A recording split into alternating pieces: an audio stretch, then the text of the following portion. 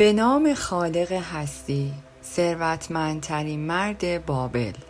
الهه شانس را ملاقات کنید.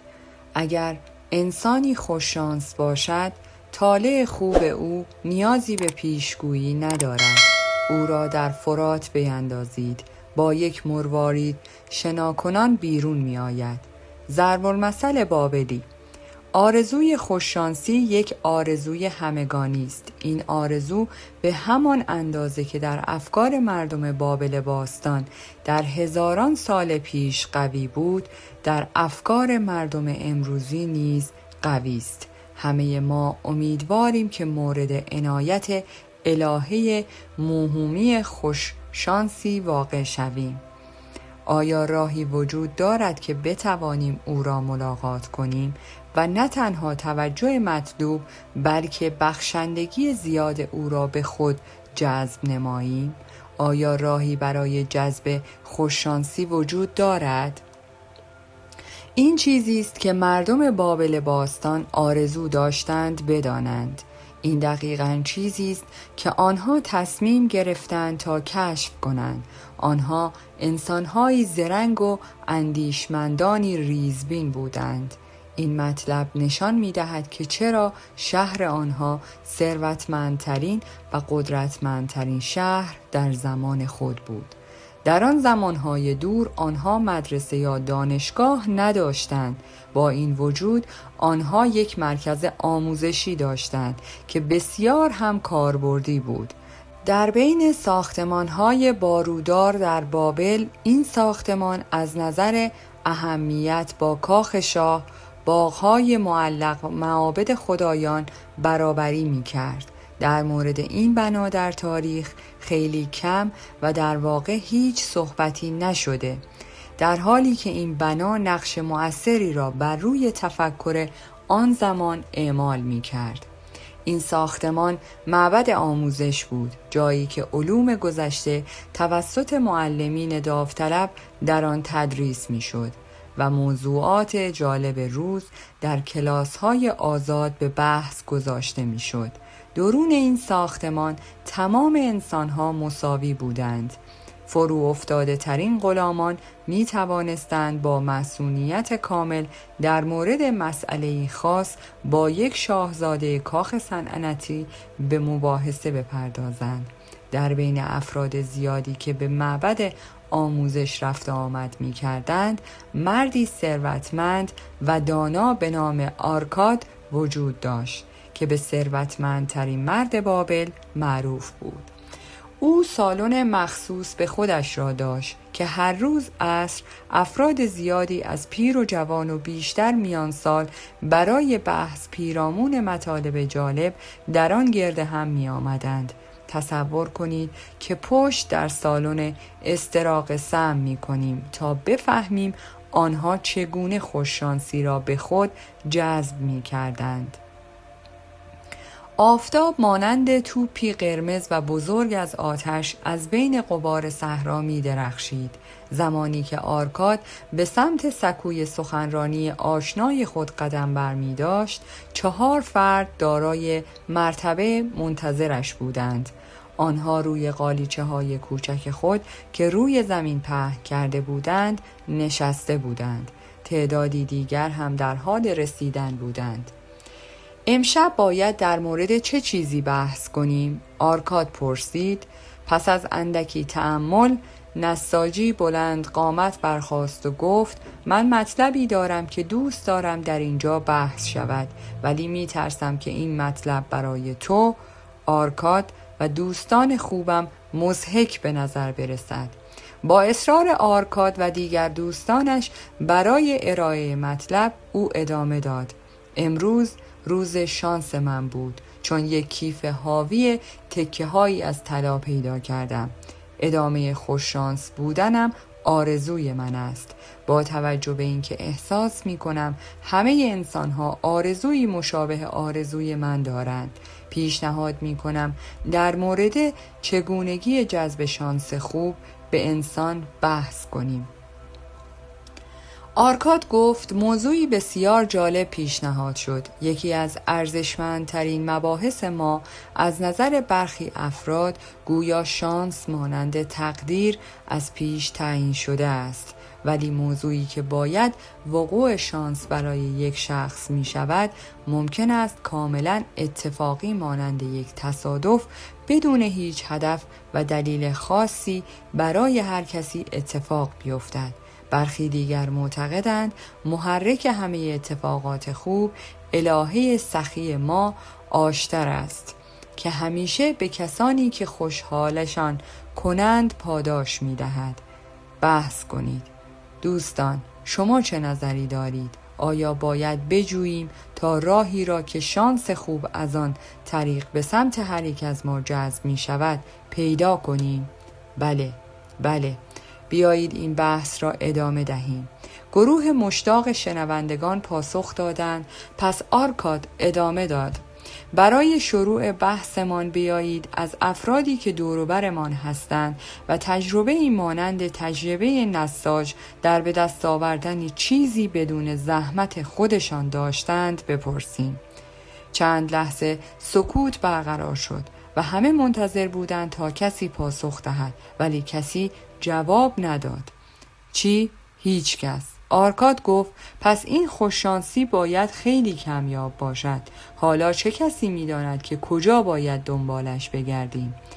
من میگویم. مردی جوان و خوشپوش در حالی که برخاست جواب داد وقتی فردی در مورد شانس صحبت می کند آیا این طبیعی نیست که ذهن به سمت قمارخانه رود؟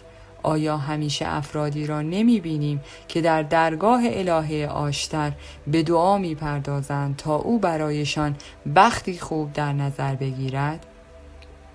وقتی داشت دوباره روی صندلیاش می نشست صدایی گفت ننشین، داستانت را ادامه بده. به ما بگو آیا تو در قمارخانه از الهه کمک گرفتی؟ آیا او مکعب را طوری فرود آورد که سمت قرمز رنگ آن بالا بیاید تا تو کیفت را از پول تاس ریز پر کنی، یا مکعب را به سمت آبی فرود آورد تا تاس ریز سکه های نقره‌ای سخت به دست آمدنت را از تو بگیرد؟ مرد جوان به سمت صدای خنده مهربان برگشت و گفت من مخالف پذیرفتن اینکه او الهه حتی از حضور من در آنجا خبر نداشت نیستم. ولی شما چطور؟ آیا شما او را در چنین جاهایی یافتید که هنگام افتادن تاس به یاری شما بیاید؟ مشتاقیم تا بشنویم و یاد بگیریم. شروعی عاقلانه. آرکاد حرف او را قطع کرد. ما اینجا جمع شدیم که همه جوانب این سوال را بررسی کنیم. اگر قضیه قمارخانه را نادیده بگیریم، در واقع یکی از غرایز معمول در اکثر انسانها که همان امتحان کردن شانس با ریسک بر روی مقداری نقره با امید به دست آوردن طلاست چشم پوشی کرده ایم. این چیزی است که تو در مورد مسابقات اسب دوانی دیروز به من گفتی. شنونده دیگری گفت اگر الهه در شرط بندی ها حضور پیدا می کرد هیچگاه از حضور در مسابقات اسب دوانی جایی که عرابه های طلایی و اسب های خروشان هیجان بیشتری را به وجود می آوردند چشم پوشی نمی کرد. آرکاد صادقانه به ما بگو آیا او دیروز در گوشی به تو گفت که روی آب اسب خاکستری از نینوا شرط بندی کنی؟ من دقیقاً پشت سر تو ایستاده بودم و به سختی توانستم باور کنم وقتی شرط خود را روی آن اسب گذاشتی تو هم مثل همه ما میدانستی که هیچ تیمی در آشور نمیتواند بر اسب‌های کهر بابلی مورد علاقه ما در یک مسابقه عادلانه غلبه کند. آیا الهه در گوش تو نجوا کرده بود که روی اسب خاکستری شرط بندی کنی؟ آیا او می‌دانست که اسب مشکی که در قسمت درونی پیست می‌دود در دور آخر تعادلش را از دست می‌دهد و با اسب‌های کهر ما برخورد می‌کند و این امر باعث پیروزی اسب خاکستری می‌شود؟ آرکاد لبخندی مداراآمیز به شخص شوخ زد و گفت چه دلیلی وجود دارد که ما احساس کنیم که الهه خوب تا این اندازه به فردی که در مسابقه اسب دوانی شرط بسته تفقد کند؟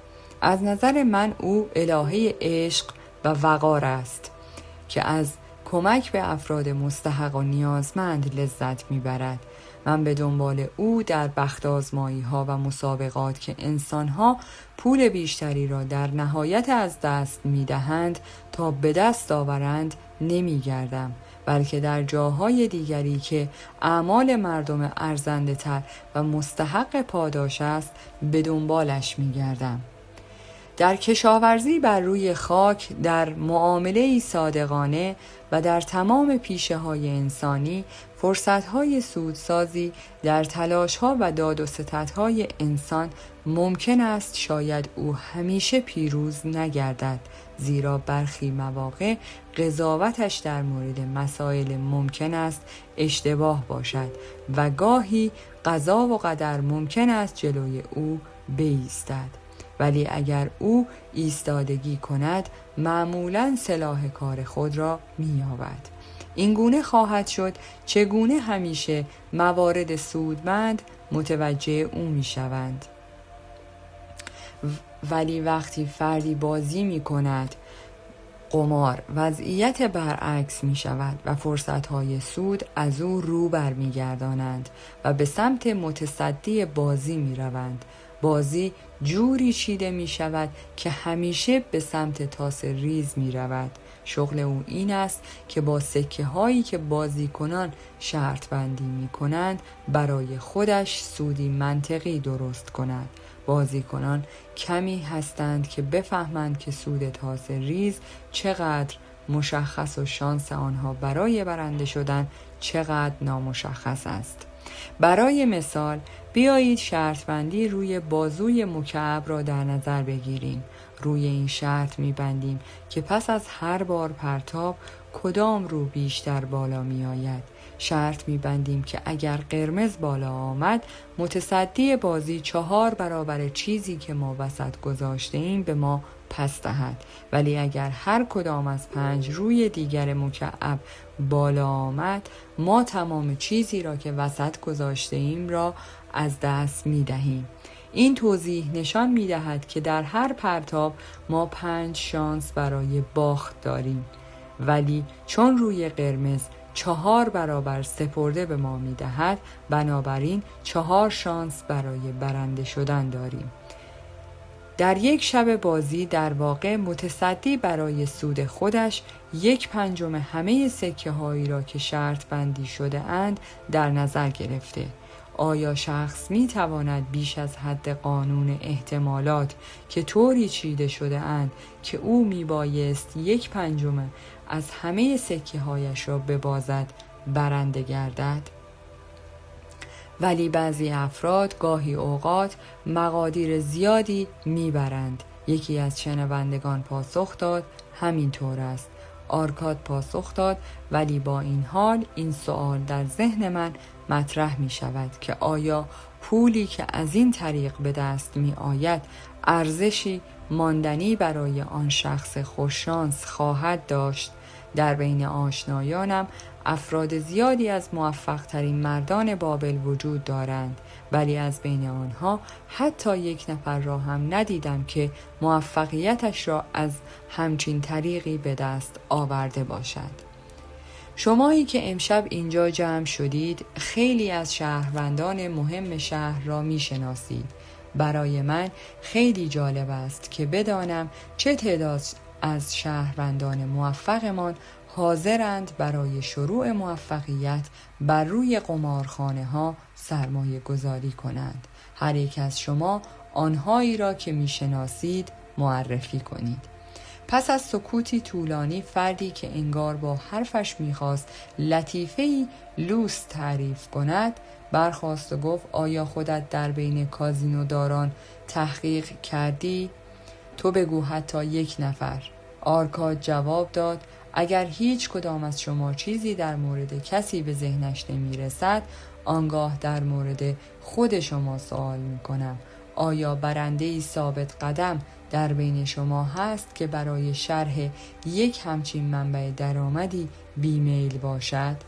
سوالش با یک سری فریاد از انتهای سالن و قاهقاه خنده در میان سالن پاسخ داده شد. به نظر می رسد که نمی توانیم شانس را در اینجاها پیدا کنیم و او ادامه داد: بگذارید موارد را بررسی کنیم. آن را در یافتن یک کیف گم شده هم پیدا نکردیم. در قمارخانه ها هم نبود. در مورد مسابقات اسب توانی هم باید اعتراف کنم که سکه هایی که من در این شرط بندی ها از دست دادم خیلی بیشتر از سکه هایی بود که به دست آوردم. حال بگذارید تا معاملات و تجارت هایمان را در نظر بگیریم. آیا این طبیعی نیست که یک معامله پرسود را خوششانسی بنامیم و به حساب توانایی‌های فردی و تلاشمان نگذاریم؟ کم کم باید به این نتیجه برسیم که ما از چشم الهه افتاده ایم. شاید او واقعاً به کسانی کمک می کند که صادقانه از او تقدیر نمی کنند. کسی برای ادامه بحث نظری دارد؟ بازرگانی مسن در حالی که جامه فاخر سفید رنگش را صاف می کرد برخاست. با اجازه شما آرکاد ارجمند و دوستانم، صحبتی دارم. آنطور که من از سخنان شما متوجه شدم باید برای موفقیت‌های اقتصادی خود مدیون توانایی‌ها و هنر خود باشیم. بنابراین باید عدم دستیابی به موفقیت‌هایی را که می توانستیم به دست آوریم ولی در دستیابی به آنها ناتوان ماندیم را نیز به پای خود بنویسیم. اگر همه آن موفقیت‌ها اتفاق می افتادند دیگر مثالی برای واژه خوششانسی پیدا نمی شد. چون آنها اتفاق نیفتادند نمی توانیم آنها را جز پاداش‌های خود در نظر بگیریم. حتما بسیاری از مردم چنین تجربه‌ای داشتند. داریم نزدیک می شویم. آرکاد گفت: در بین شما چه کسی تا کنون شانس خوبی به سراغش آمده ولی از آن شانس را از خود فراری داده؟ دستهای زیادی بالا رفت. در بین آنها دست بازرگان هم بود. چون شما به این نکته اشاره کردید از شما می خواهم که ابتدا صحبت کنید. آرکاد به او اشاره کرد. با کمال میل داستانی را بازگو می کنم. او ادامه داد: در مورد چیزی که شما توضیح داده اید، در مورد اینکه شانس ممکن است چقدر به یک فرد نزدیک شود و آن فرد ممکن است چقدر ناآگاهانه آن را از خود دور کند و باعث ضرر خود و در نهایت تأسف در آینده شود. چندین سال پیش زمانی که من جوانی بیش نبودم تازه ازدواج کرده بودم و سخت مشغول کسب درآمد بودم. پدرم روزی به خانه من آمد و با اشتیاق فراوان گفت که وارد یک سرمایه گذاری شده. پسر یکی از دوستان صمیمیش متوجه قطع زمینی بایر دقیقاً آن طرف دیوارهای شهر شده بود که بالاتر از سطح کانال آب قرار داشت و هیچ آبی به آن نمی رسید. او برنامه ریزی کرده بود تا آن زمین را بخرد و 3 چرخاب بزرگ که با گاو چرخیده می شدند بسازد و آب زندگی بخش را به آن خاک حاصل خیز برساند و سپس زمین را به قطعات کوچکتری تقسیم کند و به ساکنان شهر به عنوان چراگاه گله ها بفروشد. منتها او پول کافی برای انجام این برنامه را نداشت. او هم مثل من جوانی بود که درآمدی معمولی داشت. پدر او هم مثل پدر من خانواده بزرگ و درآمدی کوچک داشت. از این رو او تصمیم گرفت تا گروهی برای انجام این سرمایه گذاری جذب کند. این گروه شامل 12 نفر بود که میبایست همه آنها دارای درآمد می بودند و قبول می کردند تا آماده شدن زمین برای فروش 1/10 از درآمدشان را برای این سرمایه گذاری در نظر بگیرند. سپس به صورت عادلانه با توجه به مقدار سرمایه گذاری هر یک در سود سرمایه گذاری شریک می شدند. تو پسرم، پدرم رو به من گفت از استعداد و جوانیت استفاده کن. این آرزوی من است که تو برای من شروع به ساخت یک ملک ارزشمند کنی تا در میان مردم محترم شوی. آرزو دارم تا تو از تجربه اشتباهات خالی از فکر پدرت استفاده کنی و سود ببری. این آرزوی من است و من پاسخ دادم پس این را به تو نصیحت می کنم. کاری را که انجام بده که من میبایست در سن تو انجام میدادم. از درآمدهایت 1/10 را کنار بگذار تا در این سرمایه گذاری ارزشمند شراکت کنی. با این 1/10 از درآمدت و نیز با چیزی که در آن برایت در می آورد می توانی قبل از اینکه به سن من برسی ثروت ارزشمندی برای خودت دست و پا کنی. سخنان تو سخنان اندیشمندانه است پدرم. من مشتاقانه آرزوی ثروتمند شدن دارم، ولی مخارج زیادی هستند که برای درآمد من نقشه کشیدند و به این خاطر من زیاد مایل نیستم تا کاری را که به من گفتی انجام دهم. من جوانم و فرصتهای زیادی دارم. من نیز در سن تو این گونه فکر می کردم، ولی حالا سالهای زیادی گذشته و من هنوز مقدمات را انجام ندادم. پدرم، ما در دوره متفاوتی زندگی می کنیم. من از اشتباهات اجتناب می کنم. پسرم، درست است که فرصت برای تو بسیار است، ولی این فرصتی است که می تواند منجر به ثروت تو شود. به تو پیشنهاد می کنم وقت را هدر ندهی. فردا پیش پسر دوست من برو و با او وارد مذاکره شو و 1/10 از درآمدت را در این معامله سرمایه گذاری کن. بدون معطلی فردا پیش او برو. فرصتها برای هیچ کس صبر نمی کنند. امروز اینجا هستند و فردا می روند. پس بجنب. با وجود نصایح پدر در مورد این کار بیمیل بودم. لباسهای جدید و زیبایی به تازگی توسط تجار از شرق وارد شده بودند. لباسهای فاخر و زیبایی که من و همسر خوبم احساس کردیم باید هر کدام یکی برای خودمان داشته باشیم. اگر قبول می کردم که 1/10 از درآمدم را در این شراکت سرمایه گذاری کنم، باید خودمان را از داشتن آرزوهایی مثل این و چیزهای دیگر محروم می کردیم. به هوای تصمیم گیری قضیه را به تعویق انداختم تا دیگر دیر شد و در پی آن افسوس از آن من شد. آن سرمایه گذاری آنقدر سودمند بود که هیچ کس فکرش را نمی کرد.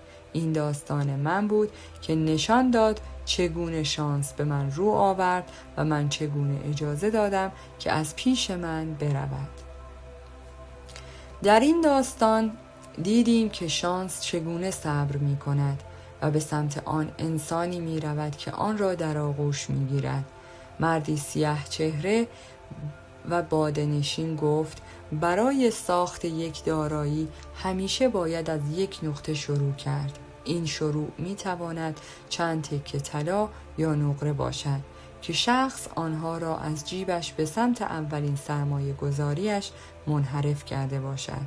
من خودم صاحب گله های زیادی هستم.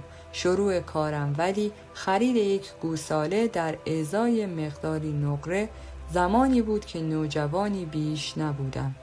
این شروع ثروتمند شدن من بود. این اتفاق برای من خیلی مهم بود. شروع کردن برای ساخت ثروت در مورد او مثال خوبی برای شانس خوب است که ممکن است به سراغ هر کسی بیاید. برای همه اولین قدم که تغییر در درآمدزایی از کار فیزیکی به درآمدزایی از سرمایه می باشد قدم مهمی است. برخی خوشبختانه این کار را زمانی که جوان هستند آغاز می کنند و در موفقیت اقتصادی پیشی می گیرند، و برخی متاسفانه مثل پدر این بازرگان در سنین بالا تازه به فکر می‌افتد.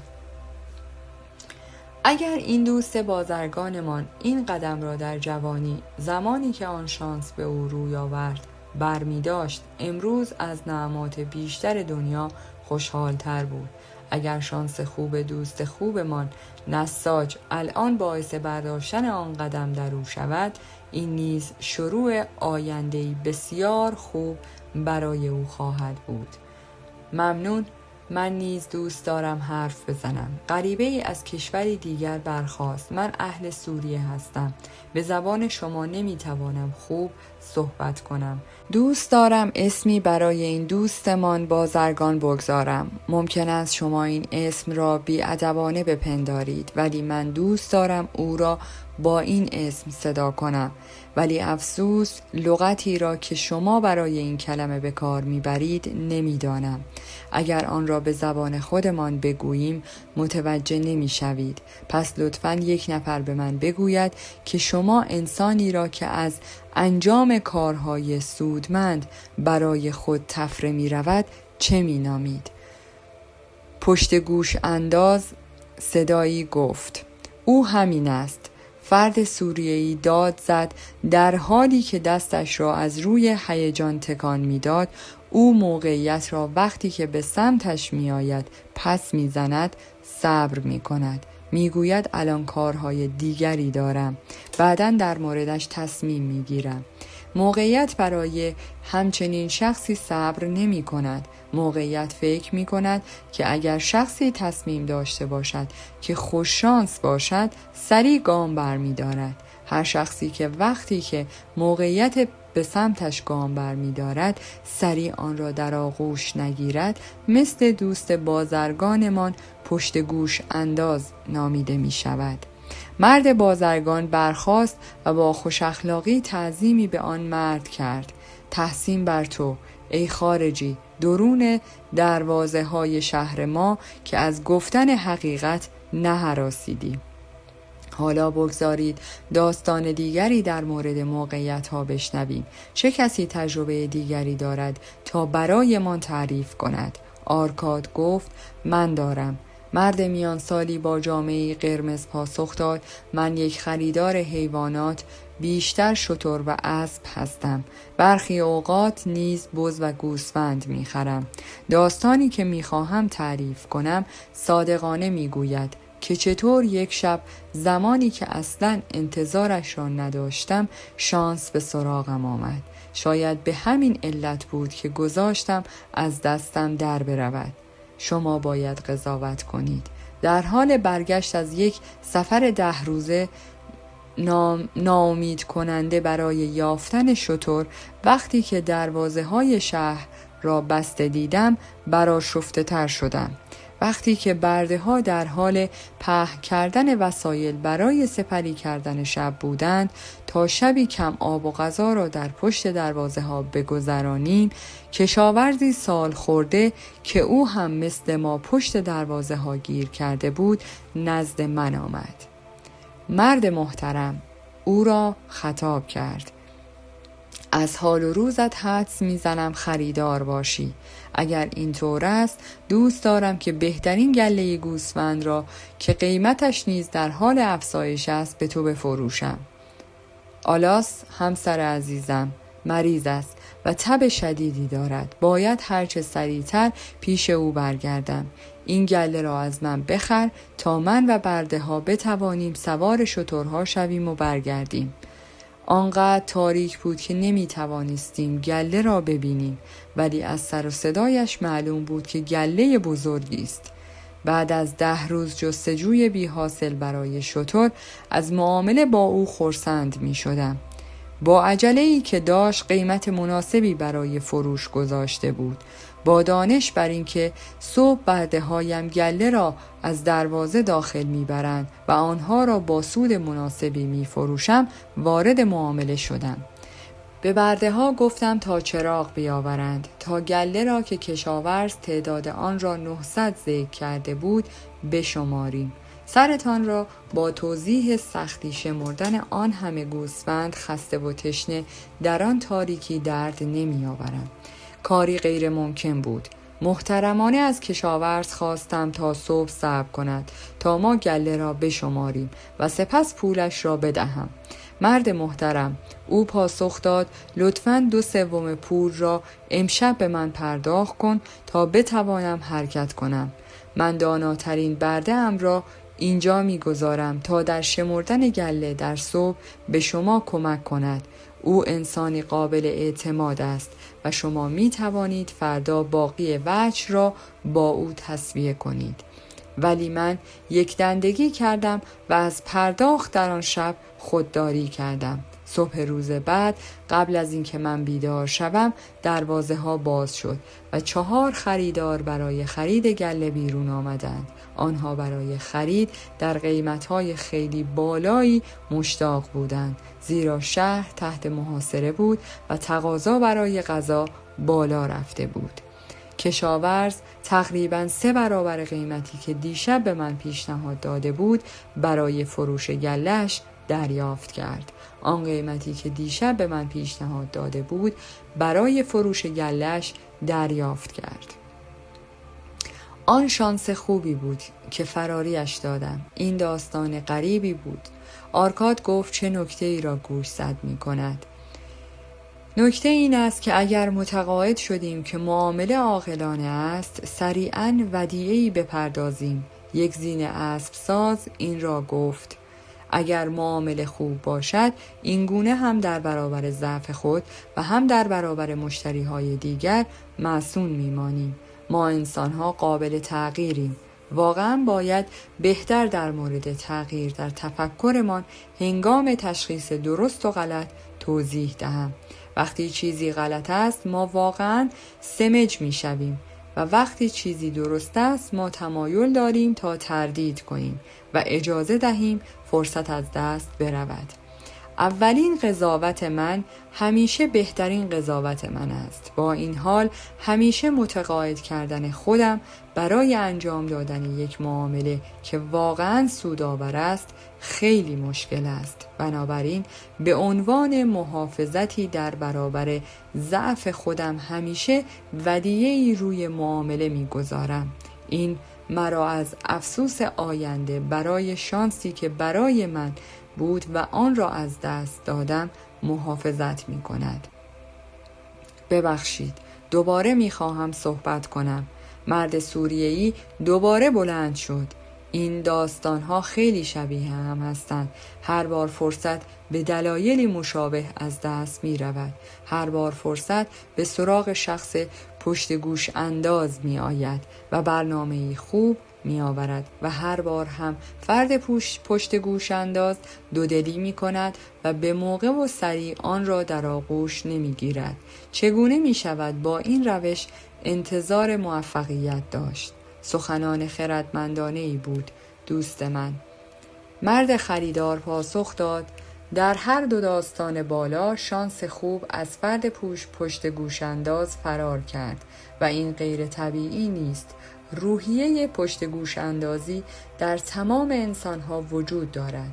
ما آرزومند ثروت هستیم، ولی اغلب وقتی فرصت به سمت ما می آید آن روحیه پشت گوش اندازی باعث وقوع وقفه های متعدد در قبول آن فرصت از سوی ما می شود. با گوش دادن به این سخنان خود را بدترین دشمن خود می نابیم. در روزهایی که جوانتر بودم این قضیه را با این وضوح که دوست سوریمان توضیح داد نمی فهمیدم. اول فکر می کردم که این قضاوت ضعیف من است که باعث می شود معاملات پرسود را از دست بدهم. بعدها آن را به موضع سرسختانه خود مرتبط دانستم.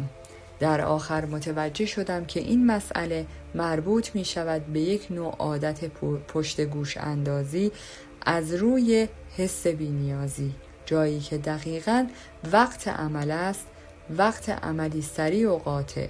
چقدر از این حس بیزار بودم وقتی که خودش را نشان داد. به تندی خری رم کرده که به عرابه بسته شده. از این دشمن فرار می کردم و به سمت موفقیت می شتافتم. متشکرم. دوست دارم سوالی از آقای بزرگان بپرسم. مرد سوری داشت صحبت می کرد. شما لباسهای فاخری پوشیده اید. به انسانهای فقیر شبیه نیستید. مانند انسانهای موفق صحبت می کنید. به ما بگویید آیا الان زمانهایی که پشت گوش اندازی به سراغتان می آید متوجه آن می شوید؟ مانند دوستمان خریدار من نیز می بایست آن را می یافتم و بر آن غلبه می کردم. تاجر پاسخ داد برای من ثابت شد که پشت گوش اندازی مانند دشمنی است که همیشه در حال کمین است تا اقدامات من را خنثی کند. داستانی که من تعریف کردم فقط یکی از آن فرصت‌های زیادی بود که توسط پشت گوش اندازی از خود فراریش دادم. پیروزی بر این روحیه با شناخت آن آسان می شود. هیچ شخصی آگاهانه به دزد اجازه نمی دهد تا انبار گندمش را خالی کند، همانطور که هیچ شخصی به دشمنش اجازه نمی دهد تا مشتریانش را پراکنده کند و تمام سودهایش را از او بگیرد. وقتی که متوجه شدم پشت گوش اندازی اعمالی مانند این دشمنان را انجام می دهد، با تصمیم و برنامه بر آن پیروز شدم. پس هر کسی باید بر روحیه پشت گوش اندازی خود غلبه کند قبل از اینکه انتظار داشته باشد در خزانه های عظیم ثروت بابل سهیم باشد. نظر تو چیست آرکاد؟